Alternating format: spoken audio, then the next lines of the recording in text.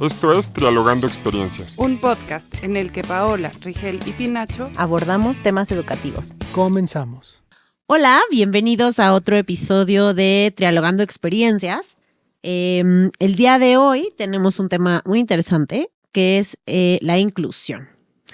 Pero la inclusión enfocada en los aspectos educativos, en los ambientes escolares, como todo esto que está alrededor de todas las personas que aprendemos de diferente manera y todo lo que eso implica, ¿no? Porque la inclusión en las escuelas toca varios puntos de los cuales creo que hoy hablaremos en este episodio. Entonces, pues, ¿qué les parecería comenzar como por poder enmarcar esto, el concepto de... Me iría primero con discapacidad, pensando que es uno de los términos que se incluye dentro del tema de la inclusión, ¿no? O que se trabaja dentro del tema de la inclusión, como para que podamos partir de un concepto que a veces está, que ha pasado además por muchos nombres, ¿no? Pero que además, pues sí es importante que esté presente cuando hablamos de estos temas en la educación. ¿Ok? Entonces, no sé, ¿quieren empezar? ¿Empiezo yo? ¿Va? Pues bueno. vas. Adelante. La discapacidad.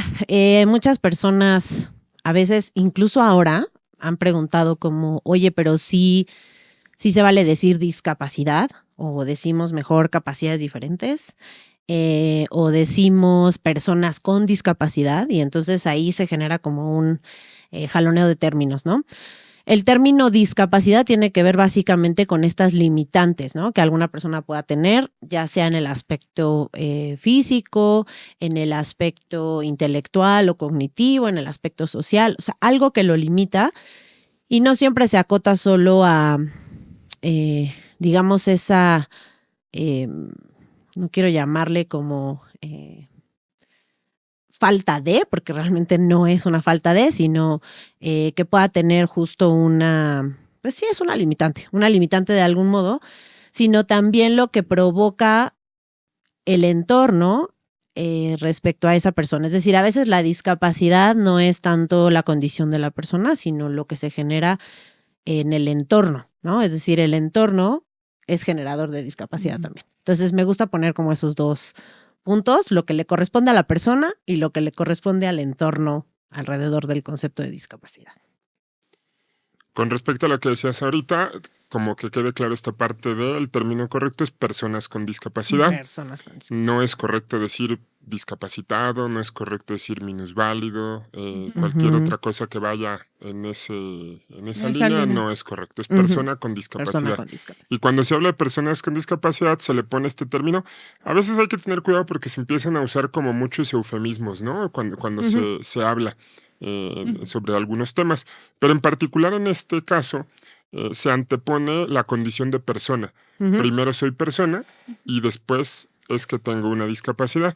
Y ahorita que decías limitante, quizás haya a quien no le guste mucho hablar de limitantes, porque también está este discurso donde dices que no estamos limitados. No, si hay una limitación porque es una característica diferente en el área sensorial, en el área motora, y entonces, por ejemplo, una persona que tiene que desplazarse en silla de ruedas va a tener definitivamente una limitante con respecto a otras personas, porque, por ejemplo, caminar en muchas calles de nuestra ciudad o de muchas otras ciudades es dificilísimo. Me pongo a pensar ahorita, por ejemplo, cualquiera de nosotros puede visitar un pueblo mágico, donde hay empedrados, donde hay subidas, donde hay bajadas, y lo haces con la dificultad física que te representa, pero te puedes mover. Una persona con discapacidad que tenga una limitante motora, difícilmente va a poder meter una silla de ruedas a ciertas calles o va a poder estarse movido. Entonces, sí creo que es importante considerarlo en ese punto, ¿no? Y después hay que ir viendo que estas características que van siendo diferentes, como dices, ya se conectan directo con un entorno que favorece o no favorece el que esas personas puedan estar integradas en alguna actividad social. Hoy muchísimas empresas justamente se fijan en que sus instalaciones sean adecuadas para las personas que tienen alguna necesidad muy particular.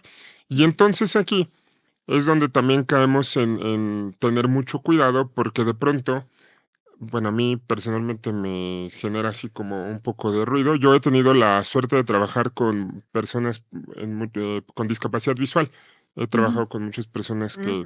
que tienen discapacidad visual y entonces quizá en este tema soy un poquito más fijado, pero entonces de pronto yo veo las líneas guía que ponen en la ciudad que no sirven para nada, ¿no? Porque está Mm, la línea guía, pero sobre esa es que ponen los puestos de este, ambulantes, y entonces pues una persona ciega realmente no va a sacarle Ujú. provecho a esto, ¿no? Pero bueno, me quedo con esto ahora, persona con discapacidad, y empezar por ahí a entender lo que hay Ujú. alrededor de esto, Ujú. ¿no? Sí, y que estas discapacidades pueden ser temporales o permanentes, a porque eso a iba, veces, ajá, justo. ¿No? exacto. Como que no te das cuenta cuando una vialidad tiene mayores obstáculos o es más difícil transitar hasta que no estás tú en la silla de ruedas o tu familiar o tú eres quien tiene que Ujú. empujar, ¿no? Pasa, a mí me pasó, no es como tal una discapacidad, pero sí cuando tenía que empujar carriola y te dabas cuenta Ujú. que No hay no espacio. hay espacio, no se puede ir en la banqueta, en los centros comerciales, pues no te vas a arriesgar a la escalera eléctrica, hay que entrar a buscar un elevador. Y claro, es una situación temporal. Empujar una carriola puede ser una situación temporal, usar muletas o una Ujú. silla de ruedas, pero a veces necesitas estar en una situación similar para ser consciente que justo el entorno o los espacios donde hay que desplazarse no están listos para algunas condiciones que necesitan un manejo o un tránsito especial. Ujú. Sí, y ahí metemos el otro concepto que es el de accesibilidad, ¿no? Que es el Ujú, que hablaba, o sea, de adecuar los espacios, no solo los privados, sino los urbanos, o sea, el ujú. diseño urbano tendría que estar pensado en ser accesible. Y cuando hablamos accesible es que quepan todos y todas, o sea, no importa si vienes con silla de ruedas o vienes caminando o eres una persona ciega, una persona sorda o tienes discapacidad intelectual, tendría que haber como espacios donde todos pudieran acceder, ¿no? Ujú. Y ahí es donde nos enfrentamos mucho con dificultades, pero, o sea, no sé, yo he visto lugares donde las puertitas es de veras que yo digo, híjole, o sea, apenas si cabe una persona. Yo si quisiera meter una silla por aquí, tendría que maniobrar, ¿no? Por ejemplo, Claro.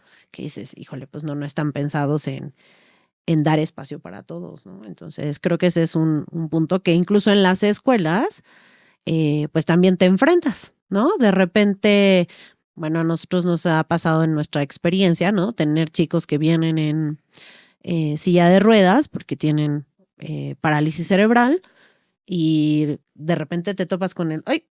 ¿Y aquí por dónde, no? O sea, como que nunca lo pensaste hasta que lo necesitas, ¿no? Y Ujú. los espacios de las escuelas creo que también se han convertido en un espacio retador en ese sentido. Ahora, también hay que pensar que es un reto, porque las escuelas, o muchas escuelas y edificios y lugares públicos fueron construidos mucho antes de que la sociedad empezara a tomar conciencia Ujú, de estos ujú. temas. Ujú. Y entonces, quien hoy tiene una escuela que no tiene estas características, también es bien difícil adaptarla. Es una inversión muy Totalmente. fuerte. Por ejemplo, meter un elevador Uf, es carísimo. sí. Ujú, ujú. Entonces, allí también hay que ver que no es como un proceso de un día para otro, Mm, es que no están entendiendo lo que tiene que cambiar, no, es todo un proceso que implica inversión en dinero, sensibilización, porque ujú. también hay un tema bien importante que ahora que hablemos de las escuelas, quizás podemos ver cómo desde allí se va sembrando esta Ujú, semilla. ujú. Pero en términos generales, hay muchos mitos o muchas ideas alrededor de la discapacidad que estorban más de lo que ayudan. Sí. El hecho de pensar que una persona con discapacidad necesariamente necesita nuestra ayuda, o toda Ujú. esta cultura que se ha hecho con algunas campañas de creer que por tener una discapacidad entonces ya eres alguien especial y entonces tienes que tener un aura muy especial solamente Angelitos. por tener cierta discapacidad, Ujú. o que a lo mejor hay algunos términos que no se utilizan necesariamente como despectivos, algunos sí, Ujú, despectivos, pero hay ujú. unos que no, pero simplemente son parte de nuestro lenguaje y difícilmente los sacamos. Yo, por ejemplo, en el mundo de los ciegos se habla de invidentes y mucha gente habla de es que el Ujú. invidente y no es un término correcto, ¿no? Los mismos ciegos te dicen, oye, no, no es que seamos invidentes, tú también eres invidente, ¿no? Ya hacen como la broma de ser como Madame Sassou, es la vidente, ¿no? Entonces No, yo soy somos invidente, ¿no? invidentes. Aprovecho y hago el comercial. En el canal tenemos por allí una entrevista con Erika Bernal, que es una actriz y psicóloga ciega, que habla mucho como de su experiencia de haber sido ciega, Súper. no de nacimiento, sino que es una ceguera adquirida en su niñez. Por allí también tendremos a el presidente de Paseo a Ciegas, que nos habla como más de estos términos, digo, No, como para ir súper. profundizando. Y específicamente en temas de educación, está por ahí también la entrevista con Maricruz Peñalba, que es directora del Colegio Yocosa, que también tienen mucha experiencia en esto de la inclusión en el área de la educación. Pero bueno, aprovechando ahí Repíteles para el que... canal en YouTube para No, que pues lo vean. en este canal, aquí estamos, Pero nada más Educadores se van, MX, todos buscan, síganlos. le buscan en las playlists, hay una playlist de entrevista con sentido educativo, y en esas entrevistas con sentido educativo ahí están, porque Véanlas. creo que este capítulo en particular puede dar pie a ir Enriquecer. profundizando en algunos temas, ¿no? Excelente. Se enriquece con la mirada de los expertos, ¿no? Sí, claro, o de quien la lo vive. postura. Ujú. Ajá. Sí, quien está metido ahí. Y además, no solo quien tiene un familiar o convive diariamente con alguna persona con discapacidad, sino estas instituciones que han dedicado su labor a mejorar las condiciones en el entorno en distintos espacios. Yo tuve la fortuna de trabajar en el Museo de la Acuarela y con mucha frecuencia trabajamos temas de inclusión que vas conociendo, ¿no? Como que te das cuenta que estás resolviendo un tema para una discapacidad en particular, como puede ser la silla de ruedas, pero ¿qué más toca hacer, no? Y entonces es una vez que empiezas a trabajar para mejorar los entornos, las oportunidades se van abriendo, ¿no? Más opciones de hacer una verdadera inclusión en espacios educativos, ¿no? Estamos hablando de las escuelas, del museo, que también es un espacio educativo. Me consta que hay comunidades importantes de museos trabajando todos los días para hacer espacios mucho más accesibles a todas las personas, a todos, a todas, que puedan participar y tener una experiencia de aprendizaje en estos lugares. Sí. Ahora hay otro concepto que me parece importante. Ahorita medio los mencionamos, ¿no? O sea, sí, la accesibilidad que tiene que ver con esto del poder participar en los espacios, ¿no? O sea, sí, poder entrar o participar en los espacios, pero también está este concepto de integración o inclusión, que siempre es la pelea, ¿no? Y creo que estaría padre ponerlo sobre la mesa, o sea, qué es integrar y qué es incluir, ¿no? Porque a veces pensamos que hacemos la misma cosa con ambos conceptos.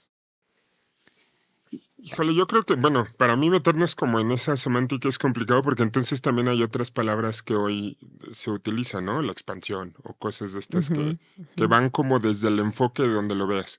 A ver, cuando hablas de incluir, muchos dicen que ya tiene como, de hecho, el que en algún momento se ha excluido. Entonces, las personas que has sacado, ahora las regresas y las incluyes en el grupo.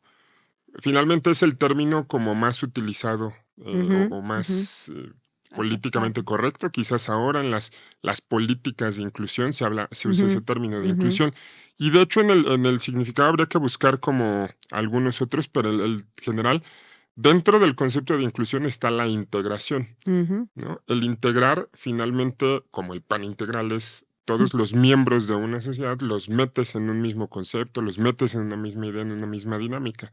Entonces, yo creo que aquí habría que ver esto. Ahora, aquí nos va poniendo un reto, ¿no? Por ejemplo, cuando ya estamos en las escuelas, hablar de inclusión muchas veces lo asociamos meramente con el tema de estas discapacidades que son como muy notorias visiblemente o que son muy, muy evidentes por ciertas características físicas.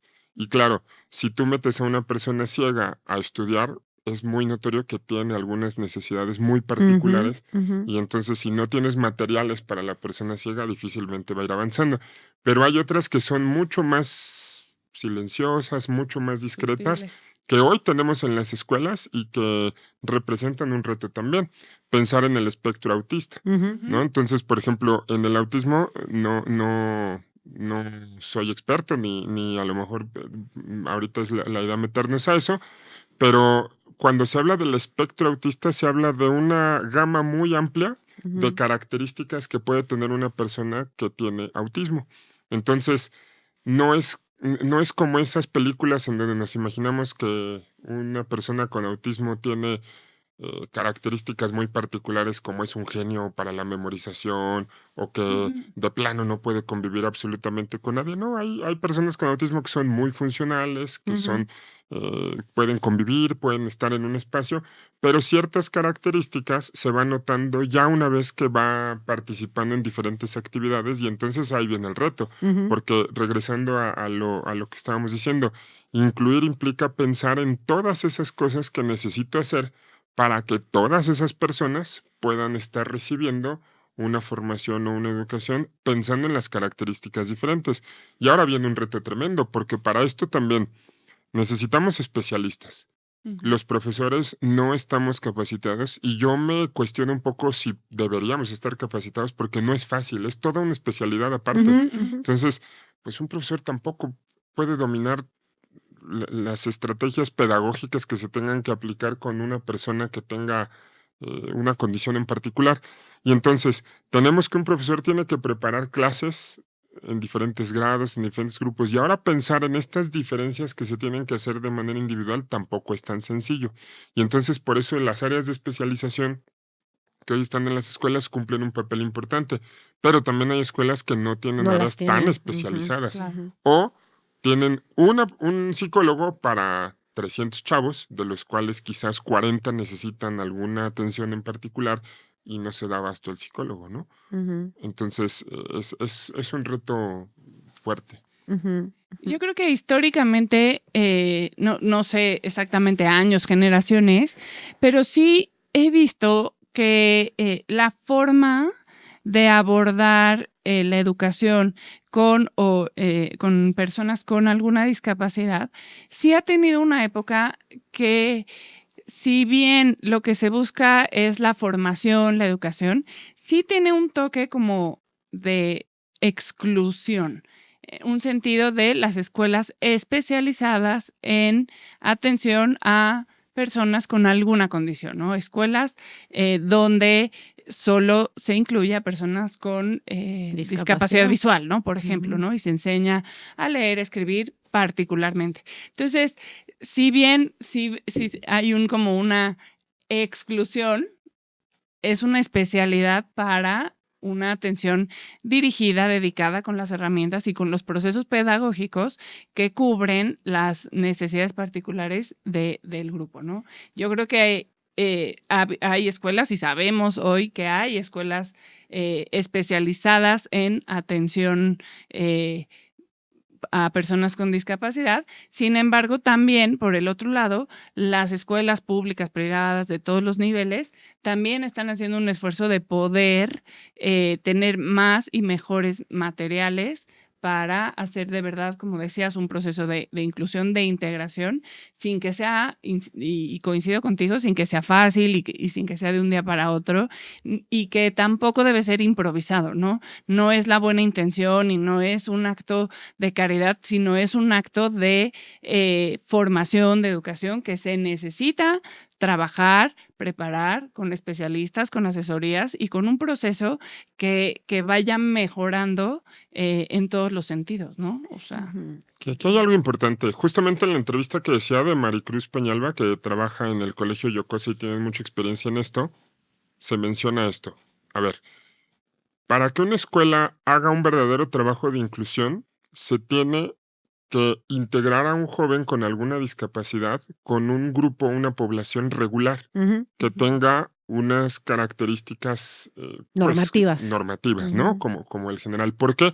Porque si ese público regular convive con la persona a la que le tiene alguna limitante, lo va a ir jalando, ¿no? Entonces pienso que es como si tú quieres mejorar, por ejemplo, en el deporte, es mejor cuando entras a entrenar con un grupo de muchachos que tienen un nivel un poco más alto porque eso te obliga A llegar. a elevar el nivel.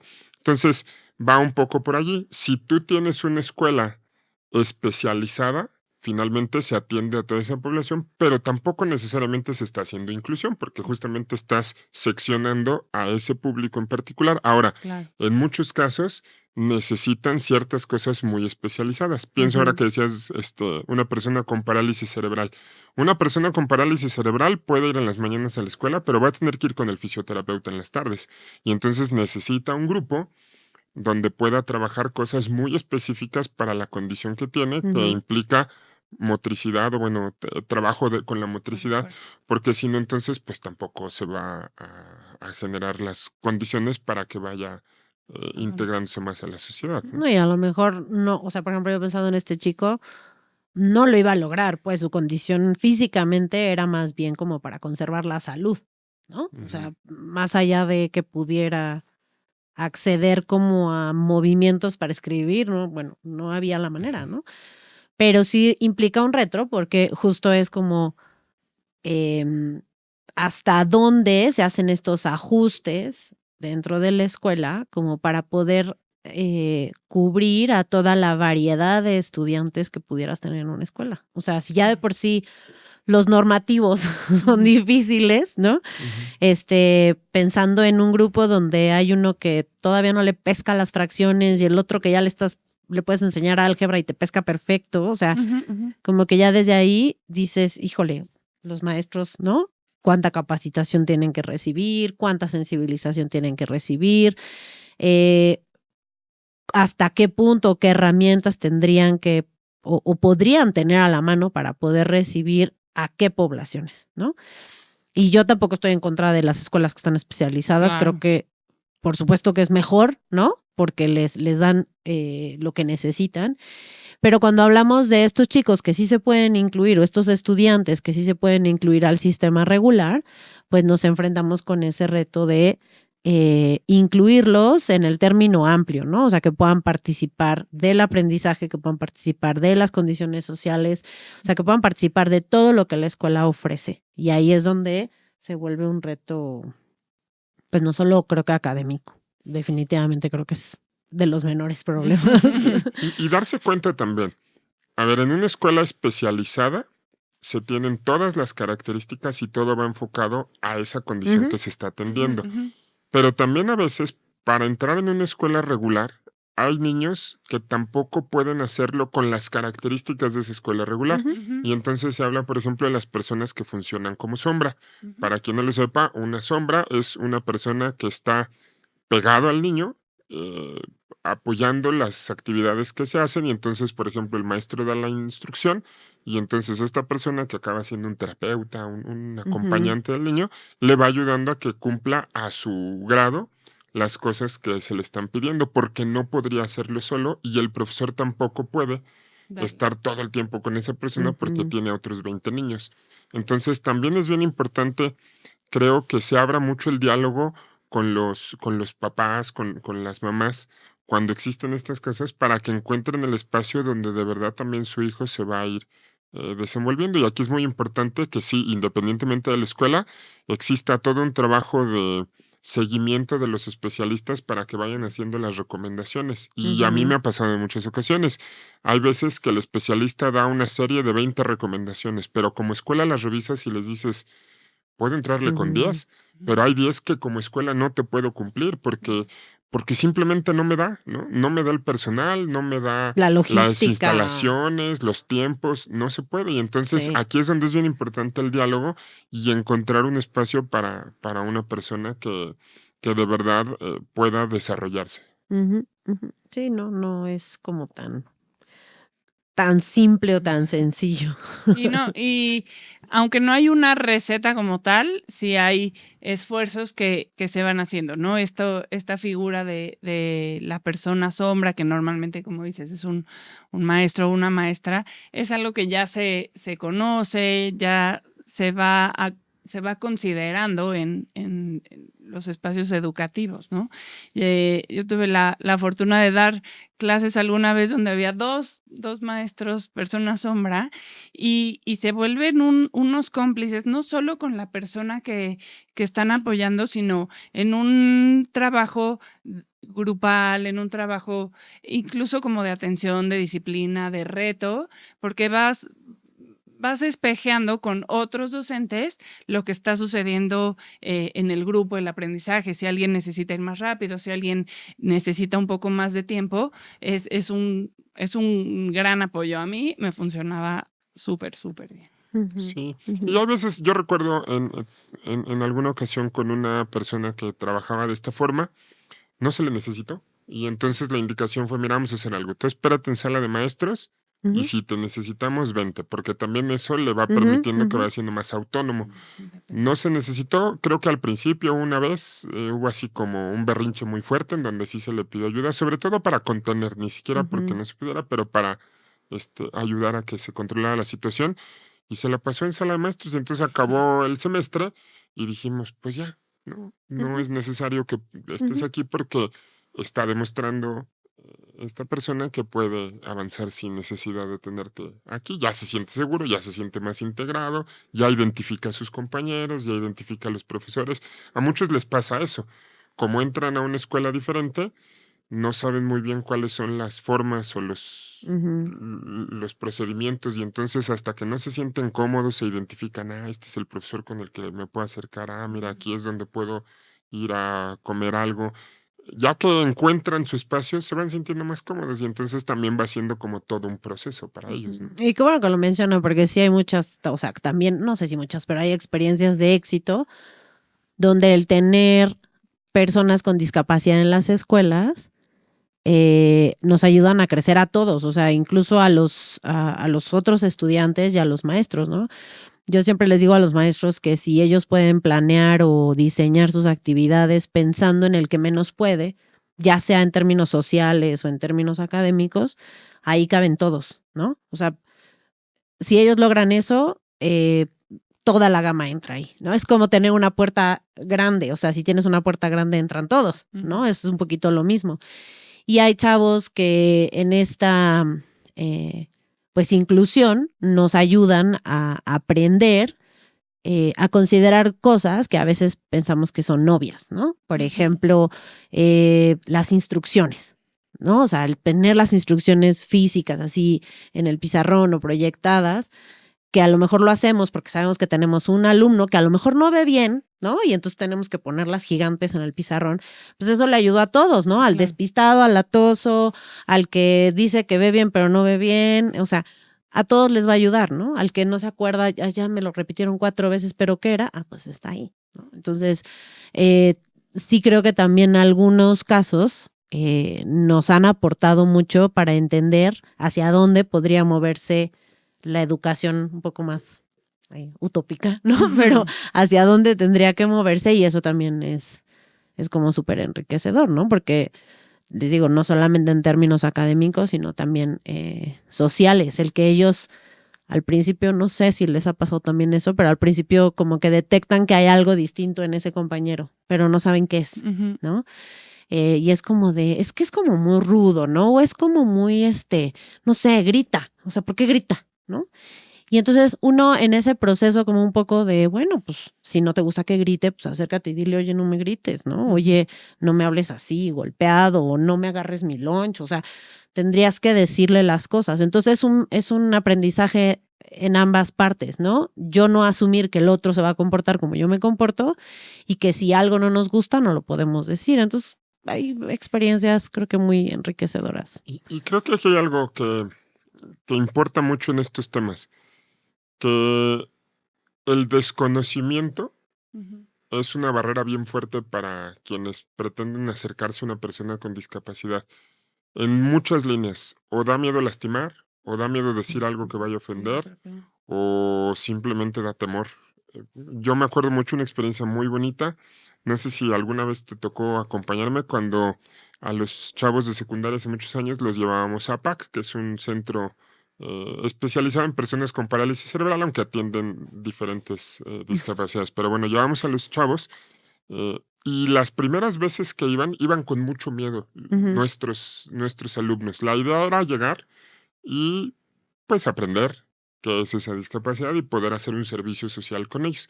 Y entonces llegaban con mucho temor, porque claro, es muy impactante si nunca has visto una persona con parálisis cerebral. Quizás que es muy impactante cuando ves cómo no tienen control de su boca y entonces de pronto Ujú. babean o hacen un berrinche y no sabes qué hacer porque crees que algo le está doliendo. Entonces lo que hacíamos en aquella ocasión era en APAC, las mamás llevaban a sus hijos a fisioterapia Ujú. y pues iban de todos lados, ¿no? Del metro, o sea, viajaban en metro, viajaban en camión por mucho tiempo y la verdad las mamás venían cansadas y entonces nosotros llegábamos y les decíamos, hoy les vamos a ayudar. ¿Por qué? Porque la clase de fisioterapia consiste en que un profesor explica y la mamá va haciendo los movimientos con los niños y entonces ahí las mamás se sentaban y nosotros entrábamos a hacer los movimientos con los niños Ujú. y al principio era con mucho miedo. Entonces veías a los muchachos cómo entraban con miedo, pero ya para la segunda, tercera ocasión ya eran felices, ¿no? Entonces, ¿qué hubo, Ujú. Paco? ¿Y cómo estás? Porque ya se Sí. quita esa barrera del desconocimiento Ujú. que es Ujú. de verdad una limitante. Y ahí con lo que decías, creo que es bien importante todo el trabajo de sensibilización con el grupo. Creo que es importante explicarle al grupo qué es lo que pasa, ¿no? Hay un niño que de pronto grita o repite lo que el otro está diciendo, entonces hay que explicarle, bueno, pues él tiene esta característica muy particular, pero no pasa nada, no es una mala intención. Y cuando ya lo entienden, de pronto ya para ellos es normal, hasta ellos te lo explican. Ujú. Ujú. Llega un profesor nuevo y ahora qué pasa, no, profesor, es que él es así porque él hace tal o cual cosa. Y entonces creo que hoy Ujú. sí existen algunos esfuerzos para ir metiendo algo como mucho más normal. Ujú. Por ejemplo, pienso en la serie que hay de El Ojitos de Huevo, que habla con toda la libertad de la discapacidad y dice, a ver, pues así es un ciego, su compañero que también tiene parálisis cerebral, que hace bromas alrededor de eso.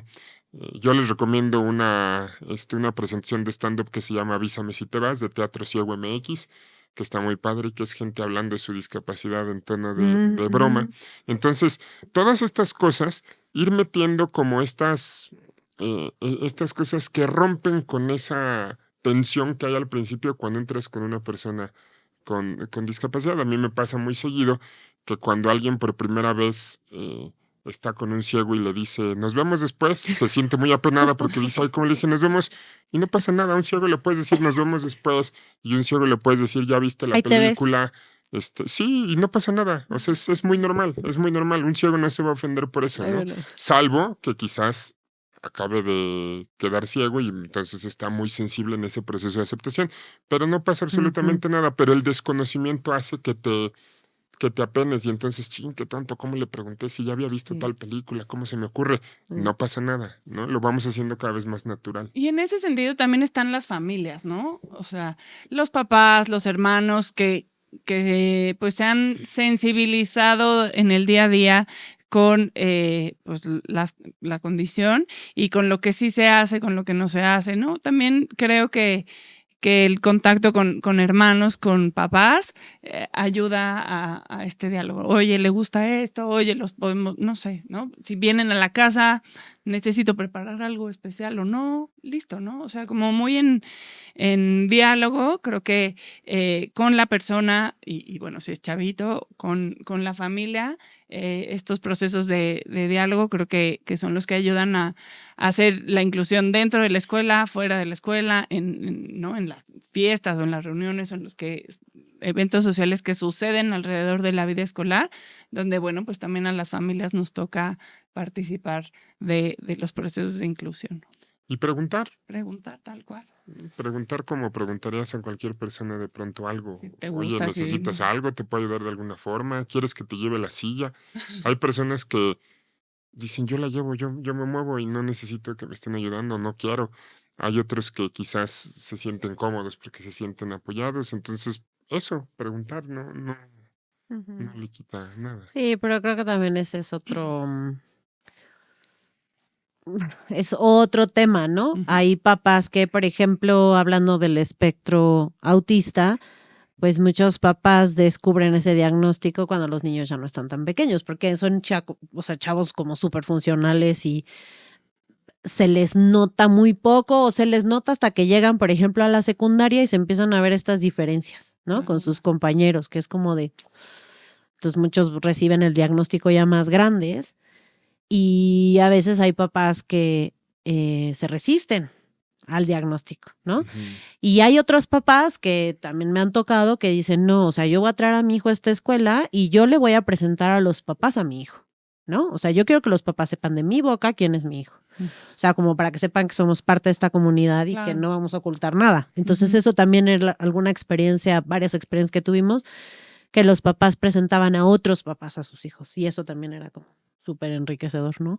Pero hay otros que no quieren que ni los profes sepan, ¿no? O sea, es como, está esto, pero esto se queda aquí. A veces ni el mismo chavo sabe, ¿no? O sea, no sabe su diagnóstico. Entonces, de repente te atan de manos en términos de qué maniobras tenemos que hacer, ¿no? Y bueno, yo ahí, pues más bien me apoyo como en esta parte del respeto, tendría que ser a todos, ¿no? Pero, ¿cómo le explicas, no? Si está gritando o a lo mejor le dices doble sentido y se te queda viendo como de, ¿qué me estás diciendo? ¿No? Es como que los chavos dicen, algo anda raro aquí, pero no sabemos exactamente bien qué es. Y entonces el discurso tiene que ser, bueno, pues si te gusta o no te gusta, se lo tienes que decir. Si hay algo que te incomode, pues respeta, ¿no? Pide respeto, o sea, como ya ir a cosas como de convivencia básica. Pero a veces se resulta complicado cuando no puedes, o sea, que tiene que estar en secreto, pues, ¿no? Aquí hay algo que es importante. Creo que lo mencionamos ya en un capítulo, aunque en otra línea, con respecto a los diagnósticos. Un diagnóstico tienes que verlo como una herramienta que te va a ayudar. Un diagnóstico me va a permitir comprender cómo voy a poder apoyar o desarrollar mejor a la persona, y entonces el diagnóstico es una bendición. Finalmente, el que te encuentren ¿Qué qué es lo que características, está no? pasando, que bueno, porque gracias a eso se van a poder generar estrategias alrededor. Y ahora, también es importante que entiendan que cuando no existe este acompañamiento con el grupo que está alrededor, hay que tener mucho cuidado porque también por el otro lado podemos en grupos ser muy crueles. Y entonces cuando no tenemos esta sensibilización, esta información, podemos caer en las bromas, en el acoso, en la agresión, que también se convierte en una cosa completamente diferente. Entonces, creo que es mejor agarrar un diagnóstico y aprovecharlo para entender qué está pasando, explicarlo y es comprenderlo de manera holística. Todas las personas involucradas lo puedan entender para verdaderamente acompañar. Y a mí me ha pasado, por ejemplo, hay niños que quizás no logran establecer vínculos muy fuertes con sus compañeros de grupo, pero sí logran ser respetados. Y eso ya es una gran cosa avance. muy buena, porque entonces, ok, quizás no estás teniendo amigos, pero tienes con quien estar en el descanso y están contigo y a lo mejor no te van a platicar las cosas que le platican a otros, pero van a estar contigo, te van a respetar, me ha tocado ver cómo los defienden. Yo recientemente recuerdo de alguno que los más latosos lo defendían porque decían, con él no te metas. ¿Por qué? Porque entendían que había una condición que lo hacía disparejo, que hacía la situación dispareja con respecto a otros y entonces había un tema de no abuses, de no te pases de la línea y eso creo que es bien importante también. Sí, sí, súper, súper importante. Ahora, quedaría otro concepto, no sé si nos va a dar mucho tiempo, pero que también está metido en este tema de la inclusión, que es la neurodiversidad. Me encanta el término. Tengo como mis ideas al respecto. Para mí todos somos neurodiversos, pero ahora se ha empleado también como para incluir incluso estos diagnósticos, ¿no? Es como decir, bueno, pues nuestros cerebros todos funcionan distinto y efectivamente, ¿no? Todos funcionan distinto, tendremos algunas cosas en particular, pero no sé, ¿qué podríamos o cómo podríamos vincular este concepto a todo esto que hemos hablado de abrir las puertas, sobre todo en los contextos educativos, a esta variedad de alumnos y de personas que pueden llegar a estos entornos de aprendizaje. Yo creo que dijiste ahorita algo. A ver, esto de la neurodiversidad, neurodivergencia, tiene un riesgo, una cosa ahí que a mí no me gusta tampoco. Porque creo que podemos caer en la trampa de especificar muchas cosas sin darnos cuenta que finalmente existe el concepto de la individualidad. Ujú. Y la individualidad nos hace seres únicos e irrepetibles. Entonces, todos tenemos características específicas. Todos tenemos una personalidad. Por ejemplo, hablemos de Ujú, personalidad. Todos somos diferentes. No vamos a encasillar a los niños en 3 personalidades. Pero a veces sí lo hacemos en otras líneas, como por ejemplo los estilos de aprendizaje. Y es Ujú. un absurdo encasillar a los niños en 3 estilos de aprendizaje. Lo dicen mucho en esta línea. La neurodiversidad es un concepto que nos ayuda a entender que no todos entran en la misma caja. Y Ujú. entonces tienes a niños que salen de esa caja.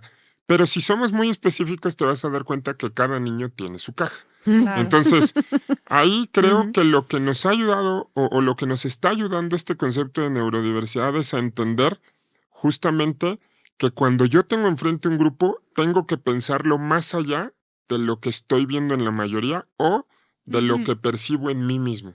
Porque Ujú. también que los profesores preparamos actividades en función de lo que nosotros somos. Y también hay que entender eso, los profesores tenemos, regreso al concepto específicamente de personalidad. Yo tengo una personalidad muy particular que me hace que cuando son mis clases hay ciertas actividades que yo nunca hago, porque no van conmigo, porque no me siento cómodo, Ujú. y que quizás hay 10 niños en el grupo que les gustaría que algo fuera diferente, pero no me da, no me sale. Pero van a tener al profe de la otra materia que sí va a tener esa claro. personalidad, entonces esos 10 se van a sentir atendidos, pero va a haber otros 10 Que que van no. a sentir que, ay, estaba más padre con el otro profe. Ujú. Ujú. Entonces, creo que el tema de neurodiversidad nos invita a eso, a pensar en que todos somos Ujú. diferentes, pero de allí a ir haciendo clasificaciones así muy específicas y decir vamos a hacer las categorías, creo que es una trampa, porque al final nunca vamos a acabar. Y entonces vamos haciendo, primero tenemos 4 cajas, ahora no, ya tenemos 8, y ya pasó un poco con el Ya hay concepto de subcajas. inteligencias múltiples. Ándale. Claro. Que después, ay, ahora ya son más inteligencias. Y ya después te das cuenta, sí, sí es cierto. El concepto como tal de inteligencia múltiple, donde te dice, no todos son buenos para todo, pero Pero todos todos son son. buenos para algo, es muy bonito. Ujú. Claro. Qué padre. Ujú. Pero de ahí a Exacto. que, no soy inteligente musical, ni soy inteligente corporal, entonces, ¿qué inteligencia tengo? No. No.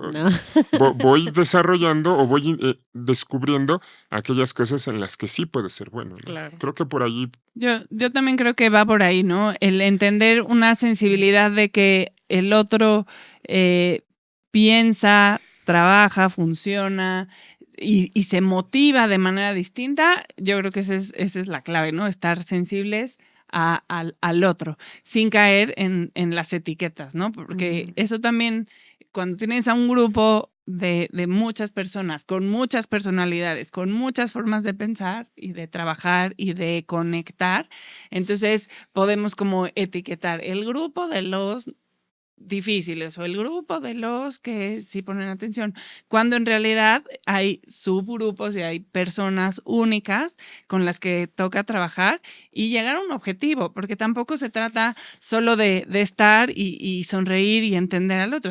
Hay un programa académico que se tiene que cumplir, hay objetivos de las clases y del proceso educativo que nos toca acompañar de la mejor manera posible con todas las características de todos los que están involucrados en ese Ujú. proceso. Ujú. Sí, yo también creo que sí es, que puede ser una trampa hablar de neurodivergencia. Yo sí creo que daría para Otro tema. otro episodio solito, ¿no?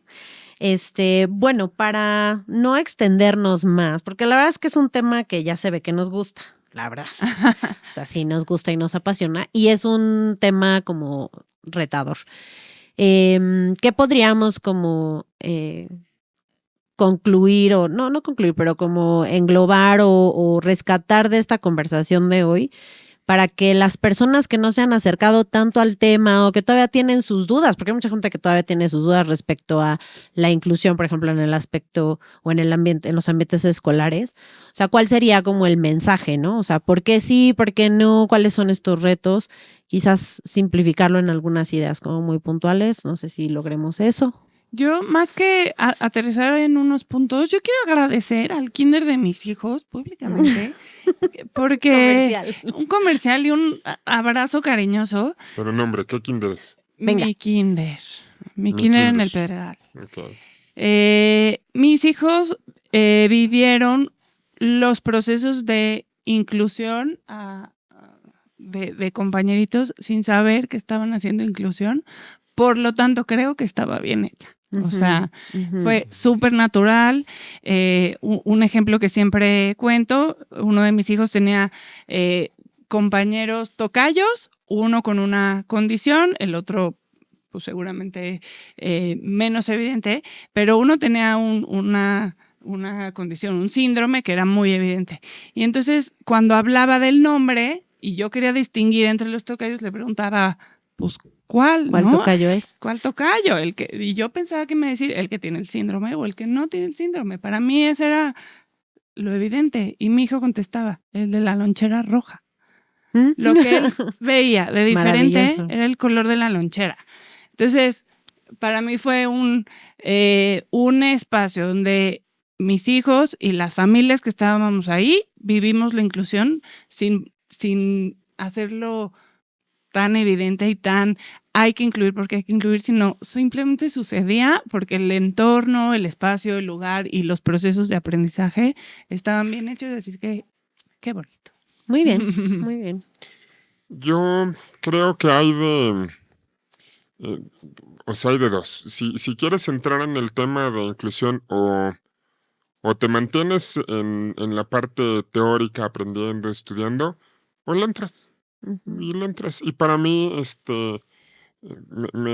tenido la suerte de convivir y hacer muy natural mi convivencia con personas con discapacidad en todos los ámbitos, ¿no? Desde no tener alguna extremidad, la ceguera, la parálisis cerebral. Y eso hace que cada vez lo vayas sintiendo mucho más cómodo en la convivencia, no te sientas tenso cuando convives con una persona con alguna discapacidad.